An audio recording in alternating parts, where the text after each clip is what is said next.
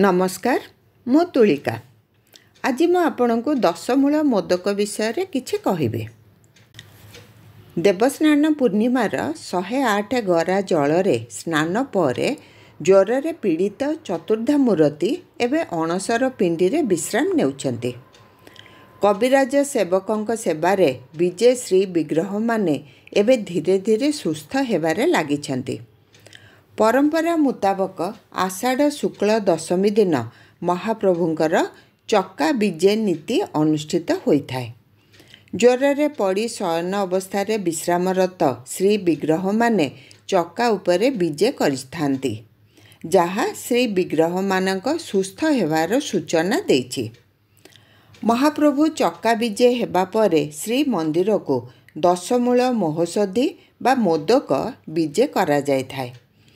परंपरा अनुजाई एकादशी तिथि रे असुस्थ श्री विग्रह मानकु दशमूल मोदक लागी कराइबार विधि रही। महाप्रभुंक कविराज माने आयुर्वेद पद्धति एवं शास्त्रानुसरण रे एही औषध को प्रस्तुत करिथांती। महाप्रभुंक पाखरे लागी हेउथिबा एही मोदक को शालपर्ण, गंभारी, लबांग कुली, फणफणा, कृष्णपर्णी, बेल, खणीबथु, पटली, खुआ, अंकरांती, गोखरा, लंबा गोती, देसी घी, महू, नबात, खुआसर, भांग आदि प्रकृतिर उत्पाद सम्मिश्रण रे प्रस्तुत करा जाय थाए। हबिषार्ण व्रत पालन सह भक्तिपूत चित्तरे निष्ठार सह एही औषध प्रस्तुत करा जाय थाए। महाप्रभुंक एही महोषधि 3 किलोरू अधिक चेरीमूली व्यवहृत हेउथिबा बेले धन्वंतरी आयुर्वेद शास्त्र आधार रे एही मोदक प्रस्तुत करा जाय। दशमूल महोषधि लागी हेबा परे महाप्रभु ज्वररू सुस्थ हेबे।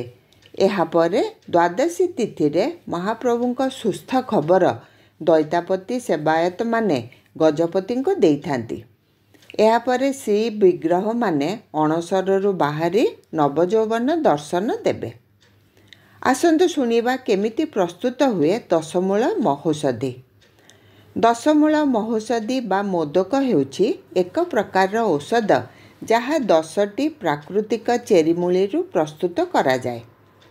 गंभारी, बेल छेली, शालपर्ण, आगबधू, फणफणा, अंकरांती, लबांग कोली, कृष्णपर्णा, पोटली और खणीबुथु आदि 10टी प्राकृतिक चेरीमूलीरू एही दशमूल महोषधि को प्रस्तुत करा जाए।